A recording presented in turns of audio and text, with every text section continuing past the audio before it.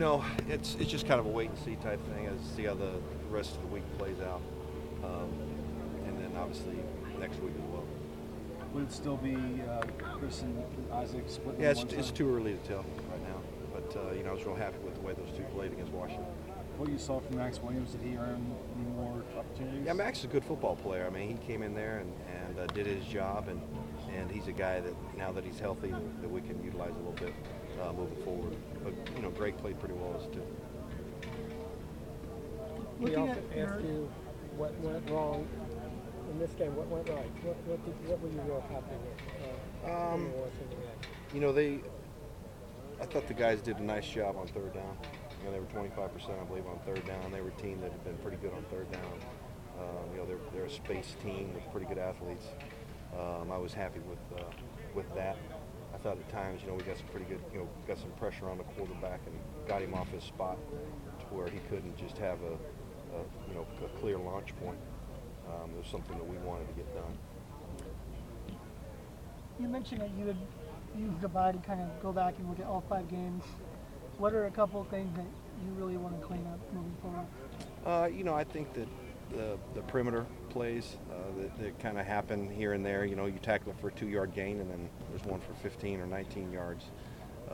Those plays don't kill you, but they just kind of keep drives alive, and so I think playing with better eye control within the back 7, seeing those perimeter plays is probably one of the biggest things that I want us to get better at.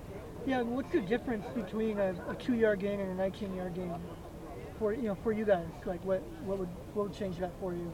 Well, I mean, it's just we don't want many 19-yard gains. We really don't want any. So sure. They're obviously are getting a big chunk on one play, but we'd like to be 3.2 or less on all run plays. I guess I'm wondering. You mentioned eye control. Is that what it all comes down to? Why that's happening?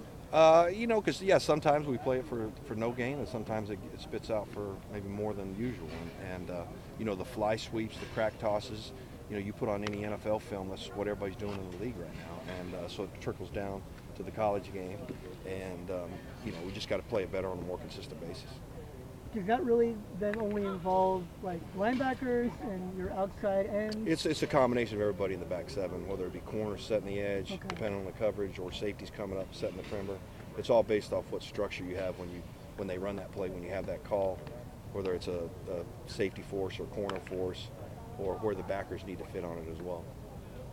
What have been the positives for you from the defense's kind of first? I think the pressure on the quarterback, we've been able to get fairly consistent pressure. We've left some sacks out there that I think we should have 10 more sacks than what we got. I think we have 13. And then I've been happy with the third downs. I think we're 35% on the year in third down efficiency, and we play pretty good in the red zone. Limited teams to field goals and when they get down in there, and I've been happy with the red zone play. Is there a tweak you can do to come up with sacks? I mean, I know it's just tackle. Yeah, I mean, we got to do a better job of not getting behind the quarterback, which puts us in a better angle to tackle the quarterback when he does step up. And some of it's been the quarterbacks have been a little better athlete maybe than the guys trying to tackle him. But some of it is being behind the quarterback, allowing him to step up, which creates second-level lanes and allows the quarterback to have some free access to get up the field. And we've played some pretty mobile quarterbacks too. We'll continue to play some. Are the rushes on the edge, outside the tackle runs, is that still a concern for you? Yeah, it's something we work on.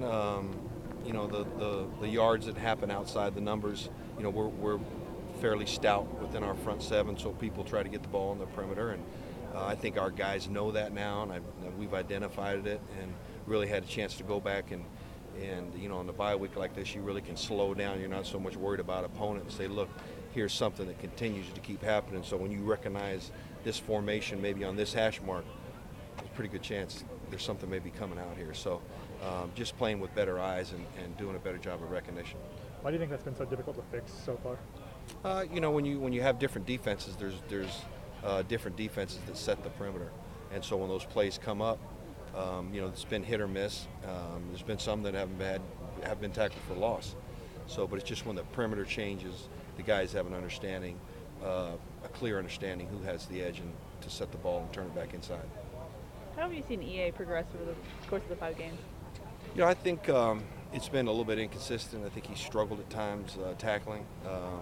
He's made some explosive tackles, but I think he's getting a better feel playing into the boundary most of the time as the dime linebacker. He's used to playing, most of his career has been in the middle.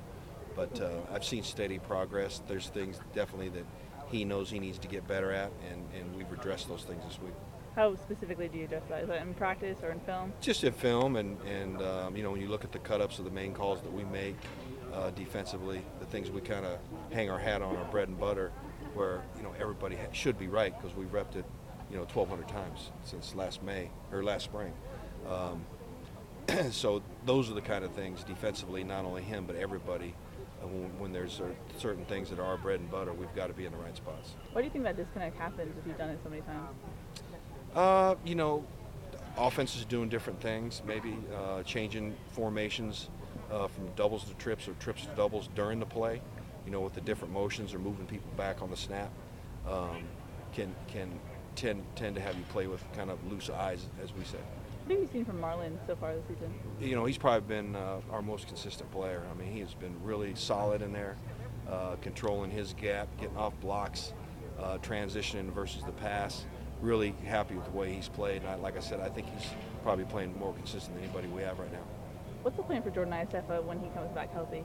We're just going to have to wait and see where he's at when the time comes. But, we miss Jordan. He's a big part of our defense. Is the goal still the Notre Dame game, or is it? You'd have to ask Coach Helton. Okay. Clay mentioned that the bye week is a good time to get some younger guys that much closer to playing time. Are there any guys that are looking like that? They're ready to make that break? We're going to continue to work in practice.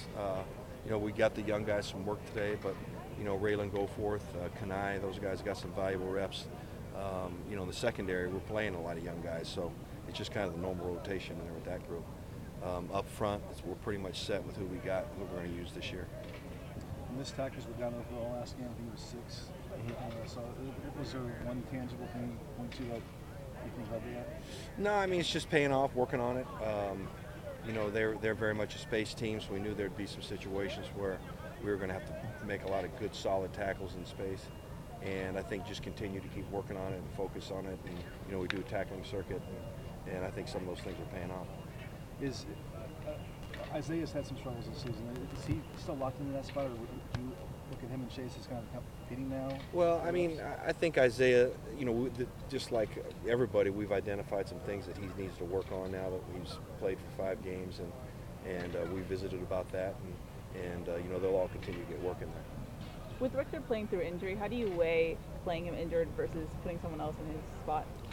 When he's healthy and says the trainers say he can go, and he can go, and you put him out there. But he's going to get better, and this bye week's good for him to kind of rest his body a little bit. I recognize you may have addressed this earlier, but is there one major point of emphasis for you during the bye week? Yeah, really just big guys having a clear understanding of where we're going to set the edges on the perimeter, and really taking a look at the plays that have hurt us. And you're not really spending a whole lot of time on a future opponent, so you really can sit down and watch the cut-ups with the players and say, look, here's these plays that keep happening again and again and again.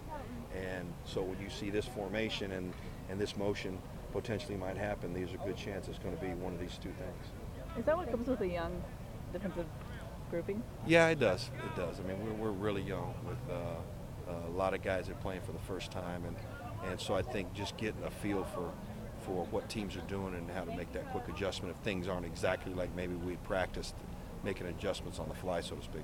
In that sense, is that one of the hurdles that you got to face this season, just with your guys? Yeah, it really has. I mean, it's a fun group. Every group's unique. I've had an opportunity to coordinate, whether it be NFL or college, but I really like this group. I like their attention to detail. They want to be good, and they've really put time in and really understanding situational football.